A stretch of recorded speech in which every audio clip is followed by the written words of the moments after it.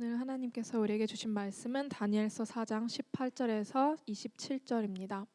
모두 찾으시신 줄 믿고 합독하겠습니다. 나 느부갓네살 왕이 꿈을 꾸었나니 너 벨드사사라 그 해석을 밝히 말하라. 내 나라 모든 지혜자가 능히 내게 그 해석을 알게 하지 못하였으나 오직 너는 능히 하리이니 이는 거룩한 신들의 영이 내 안에 있음이라. 벨드사사라 이름한 다니엘이 한동안 놀라며 마음으로 번민하는지라. 왕이 그에게 말하여 이르기를 벨드사사라 너는 이 꿈과 그 해석으로 말미암아 번민할 것이 아니라. 벨드사살이 대답하여 이르되 내 주여 그 꿈은 왕을 미워하는 자에게 응하며 그 해석은 왕의 대적에게 응하기를 원하나이다. 왕께서 보신 그 나무가 자라서 견고하여지고 그 높이는 하늘에 닿았으니 땅 끝에서도 보이겠고 그 잎사귀는 아름답고 그 열매는 많아서 만민의 먹을 것이 될 만하고 들짐승들은 그 아래에 살며 공중에 나는 새는 그 가지에 깃들었나이다. 왕이여 이 나무는 곧 왕이시라. 이는 왕이 자라서 견고하여지고 창대하사 하늘에 닿으시며 권세는 땅 끝까지 미치심이니이다. 왕이 보신즉 한 순찰자 한 거룩한 자가 하늘에서 내려와서 이르기를 그 나무를 베어 없애라. 그러나 그 뿌리의 그루터기는 하늘에 남겨두고 새와 놋줄로 동이고 그것을 들풀 가운데에 두라. 그것이 하늘 이슬에 젖고 또 들짐승들과 덧불어 제 몫을 얻으며 7대를 지내리라 하였나이다. 왕이여 그 해석은 이러하나이다. 곧 지극히 높으신 이가 명령하신 것이 내 주 왕에게 미칠 것이라. 왕이 사람에게서 쫓겨나서 들짐승들과 함께 살며 소처럼 풀을 먹으며 하늘 이슬에 젖을 것이요 이와 같이 7대를 지낼 것이라. 그때 지극히 높으신 이가 사람의 나라를 다스리시며 자기의 뜻대로 그것을 누구에게든지 주시는 줄을 아시리이다. 또 그들이 그 나무 뿌리에 그루터기를 남겨두라 하였은즉 하나님이 다스리시는 줄을 왕이 깨달은 후에야 왕의 나라가 견고하리이다. 그런즉 왕이여 내가 아르는 것을 받으시고 공의를 행함으로 죄를 사하고 가난한 자를 긍휼히 여김으로 죄악을 사하소서. 그리하시면 왕의 평안함이 속시 장구하리시다 하니라. 아멘. 아멘. 네. 긴 성경 구절 읽어주셔서 감사합니다. 오늘 말씀은 느부갓네살 왕이 두 번째 꾼 꿈의 해석입니다. 느부갓네살 왕이 매일 꿈을 꿀 수도 있어요. 그런데 꿈마다 해석한 건 아니고 느부갓네살 왕이 생각할 때 이건 정말 비범한 꿈이다. 보통 꿈이 아니구나. 이제 느낀 것들을 이제 다니엘에게 해석하게 한 일인데요. 그래서 느부갓네살 왕이 첫 번째 꿈도 굉장히 특이했죠. 큰 신상에 관한 꿈이었어요. 그래서 그 신상을 하늘에서 사람이 만들지 아니한 그 돌들이 날아와서 쳐서 하나님의 나라가 이루어진다라고 하는 하나님 나라의 어떤 원대한 계획들을 알려주신 꿈이었다면 이 두 번째 꿈은 굉장히 개인적인 꿈이죠. 그 꿈을 다니엘이 해석하는 장면입니다. 다니엘과 세 친구, 우리가 지난주까지 읽은 말씀들을 살펴보면 그들은 참 포로로 끌려와서 외국에서 파란만장한 인생을 살고 있구나 하는 것을 알게 됩니다. 그들에게는 보호자가 없었어요. 당시 중동에서는 어떤 나라를 정복하면 그 나라에 있는 청소년들을, 어린이들, 10대 초반이나 중반의 청소년들을 잡아와서 자기네 나라 문화와 언어와 역사들을 가르쳐서 자기 나라에 아주 충성스러운 그런 어떤 군인이라든가 학자라든가 이런 사람들을 키워냅니다. 그래서 이 중동에서 이슬람 세력이 헝가리를 진입했을 때 헝가리의 우수한 학생들을, 어린이들, 청소년들을 잡아가서 맹훈련을 시켜서 아주 무시무시한 전사로 키워내는데 그 군대 이름이 예니체리라고 하는 군대를 키워내죠. 그래서 이 친구들은 다 헝가리 애들이에요. 그런데 이 이슬람 문화를 완전히 배우고 세뇌가 돼서 무시무시한 전사가 돼서 다시 헝가리를 침공할 때 얘네들이 앞장서서 헝가리를 침공하는 그런 일도 벌어졌습니다. 이게 중동의 문화는 뭐냐면 그 나라의 우수한 자녀들을 선발하고 뽑아다가 이 다니엘처럼 자기 문화를 가르쳐서 자기 나라 사람을 만드는 거예요. 그렇기 위해서는 이 자녀들에게 영향력을 미치는 사람이 있으면 안 돼요. 그래서 부모로부터 떼어내고 고향으로부터 떠나게 하고 그리고 그에게 보호자가 돼줄 수 있는 사람은 아무도 없게 하는 거죠. 오로지 바벨론에서 음식을 제공하고 옷을 주고 공부를 하게 하고 그들이 보살펴서 자기 편을 만들려고 하는 거예요. 자, 그런 과정에서 놀랍게도 다니엘과 그 세 친구들은 바벨론의 문화나 그들의 어떤 살아가는 삶에 흡수가 된 것이 아니라 그곳에서 하나님을 믿고 따르는 의지하는 신앙을 굳게 붙들어요. 그것이 이 다니엘서가 기록되게 된 가장 중요한 이유입니다. 아무도 없는 곳에서 보호자가 없는 곳에서 그들에게는 부모도 없고 형제도 없고 친척도 없고 동포도 없고 나라도 없어요. 나라도 망하고 없어요. 오늘 우리가 외국에서 이렇게 살아보니까 우리가 동포라는 이유만으로 우리가 도움을 주기도 하잖아요. 총영사관에 아무도 없지만 그래도 내가 뭐 여권을 잊어버리거나 무슨 급한 일이 생기면 우리나라가 나의 든든한 버팀목이 돼줘요. 그죠?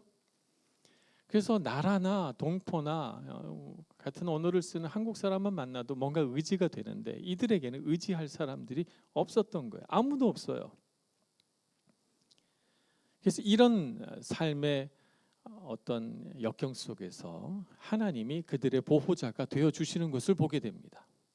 위기의 순간에 하나님이 나타나셔서 다니엘에게 꿈을 해석할 수 있는 지혜를 주시고 풀무불에 던져지는 위기 속에서 하나님이 다니엘의 세 친구를 보호하시고 그들을 이끄셔서 그 나라의 높은 관료가 되게 해서 그 나라에서 선한 영향력을 미치도록 하나님 그들을 사용하고 있는 것을 보게 됩니다. 하나님이 특별히 사용하시고자 하는 사랑하시는 사람에게 그런 과정을 꼭 걷게 하죠.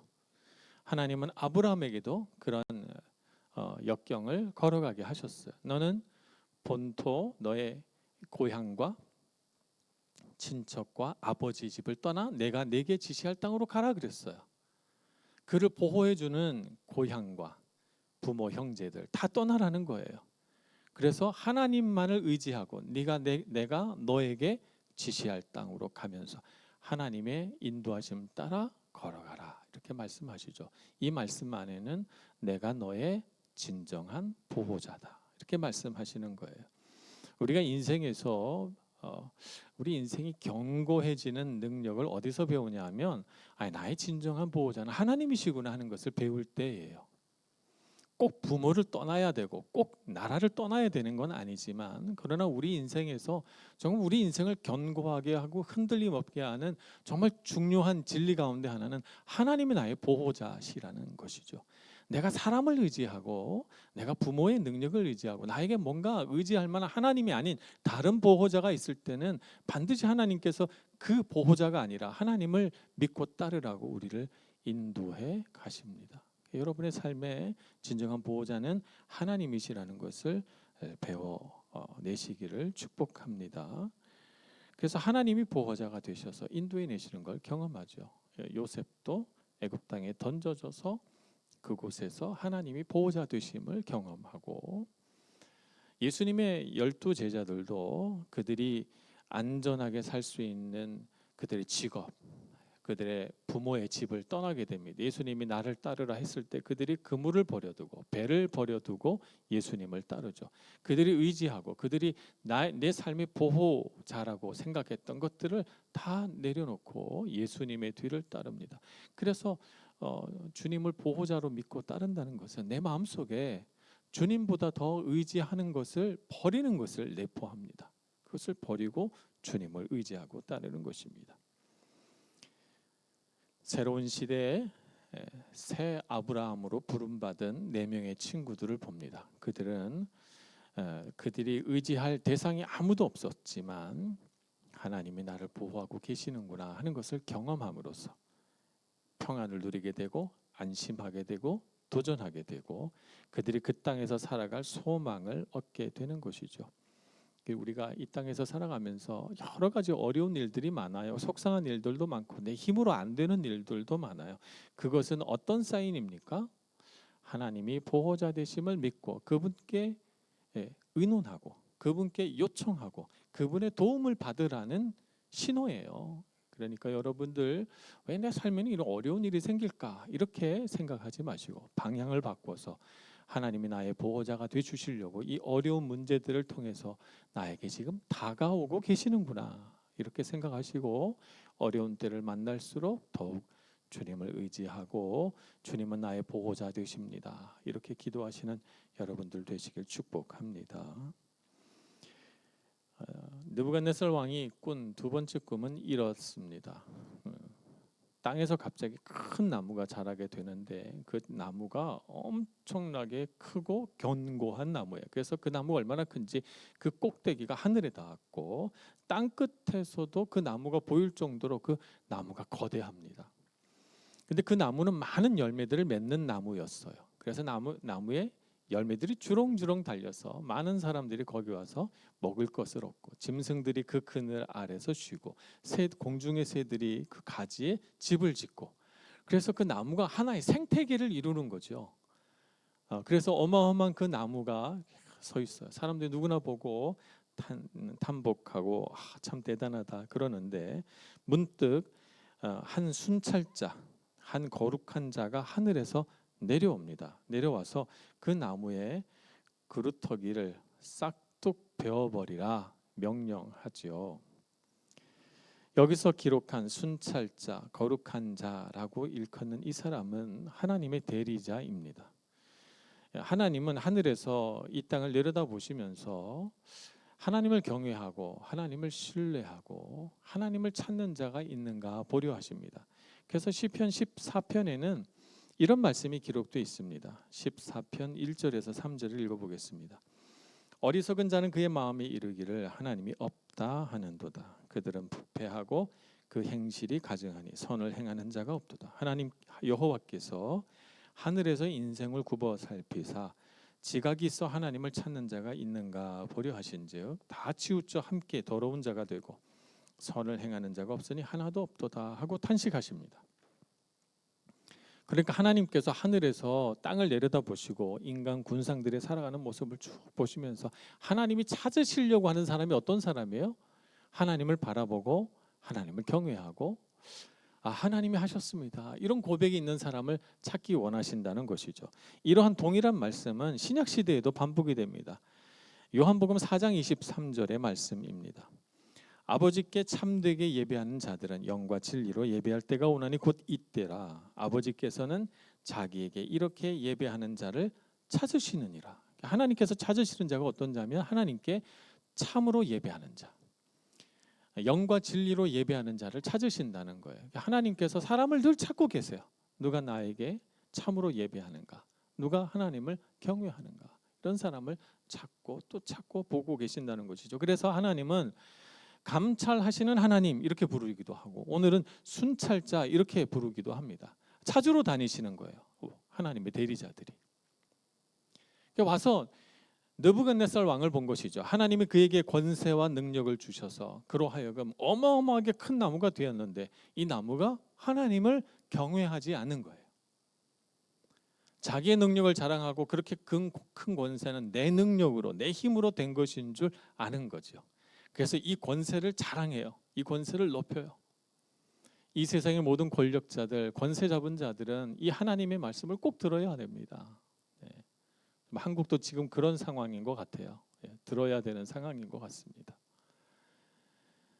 느부갓네살 왕은 마음이 그렇지 않았던 것이죠. 그래서 꿈으로 그에게 보여주시고 그 나무의 그루터기를 베어 버리는 꿈을 꾸게 하시죠. 베어버리라 라고 말씀하시면서 다니엘은 그 꿈의 해석을 이렇게 말씀합니다. 다니엘서 4장 25절의 말씀입니다. 왕이 사람에게서 쫓겨나서 들짐승과 함께 살며 소처럼 풀을 먹으며 하늘 이슬에 젖을 것이요 이와 같이 7대를 지낼 것이라. 그때 지극히 높으신 이가 사람의 나라를 다스리시며 자기의 뜻대로 그것을 누구에게든지 주시는 줄을 아시리이다. 이 사실을 알게 하기 위해서 나무에 밑둥을 베어버리듯이 느부갓네살 왕의 권세와 능력들이 아무것도 아님을 알게 해주신다는 거죠. 그래서 그가 미쳐버린다는 거예요. 그래서 왕이었던 사람이 미쳐버리니 그가 나라를 다스릴 수가 없겠죠. 그래서 짐승처럼 거리를 배회하고 사람이 사는 집이 아니라 들에서 잠을 자니 이슬에 젖고 짐승들처럼 풀을 먹고 그러면서 7년을 미친 채 살아가게 된다는 것이죠. 이렇게 하시는 이유가 무엇입니까? 하나님께서 자기의 뜻대로 그것을 누구에게든지 하나님이 주권 안에서 주시기도 하고 거두시기도 하고 세우시기도 하고 무너뜨리시기도 하고 높이시기도 하고 낮추시기도 하시는 분이 하나님이시라는 거죠. 그 하나님의 권세와 주권을 인정하지 않는 자 곧 느부갓네살 왕은 그것을 보게 되리라라고 말씀하고 있는 것입니다. 그래서 우리가 젊은 시절부터 우리가 마음에 꼭 담아야 되는 것은 뭐냐면 내가 하나님의 주권과 그 은혜 아래 있다는 사실이에요.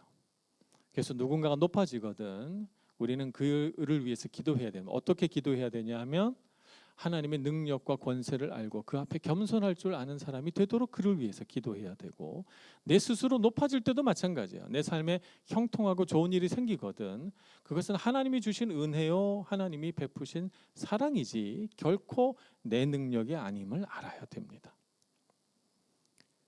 느부갓네살 왕은 첫 번째 꿈 해몽을 통해서 하나님이 다스리신다 하는 것을 알려줬고 또 신상에 절하지 않는 다니엘의 세 친구들을 통해서 하나님의 능력이 얼마나 하나님의 사람들을 놀랍게 보호하시는지를 경험했는데도 불구하고 마음속에 계속 하나님을 높이는 마음을 자기를 높이는 마음을 갖게 돼요. 그래서 내가 얼마나 능력 있나 하는 것을 자랑하게 되죠. 이 두 번째 꿈을 꾸고 해몽까지 들었는데도 34절에 보면 그는 자신을 이렇게 생각합니다. 그 기한이 참에 나 느부갓네살이 하늘을 우러러 보았더니 이 말씀이 아니고요. 29절 30절 말씀입니다. 12달이 지난 후에 내가 바벨론 왕궁 지붕에서 거닐세 나 왕이 말하여 이르되 이 큰 바벨론은 내가 능력과 권세로 건설하여 나의 도성으로 삼고 이곳으로 내 위엄의 영광을 나타낸 것이 아니냐라고 자기의 권세와 능력과 영광을 자랑해요. 그렇게 하지 말라고 하나님께서 꿈을 꾸게 하신 건데 자랑해요. 그리고 그 순간 그는 갑자기 미치광이가 돼서 7년 동안을 미치광이로 살게 됩니다. 우리 마음속에 주님이 왕 되심을 인정하는 저와 여러분이 되기를 소망합니다. 내 삶의 높아짐도 내 삶의 형통함도 다 하나님이 주신 은혜인 줄 알고 그 하나님이 주권 안에 겸손히 살아가는 저와 여러분 되기를 소망합니다. 그래서 이와 같이 볼 때 이 세상에는 우리 눈에 보이지 않는 하나님의 나라가 있다. 세상에서는 이름을 바벨론, 아시리아, 페르시아 이렇게 이름을 붙이고 지금 온 세상은 미국, 영국, 독일, 일본, 대한민국 이렇게 이름을 붙이지만 그런 이 모든 나라를 다스리시는 눈에 보이지 않는 하나님의 나라가 있다. 그 나라의 주인은 그 나라의 왕은 하나님이시라는 거예요.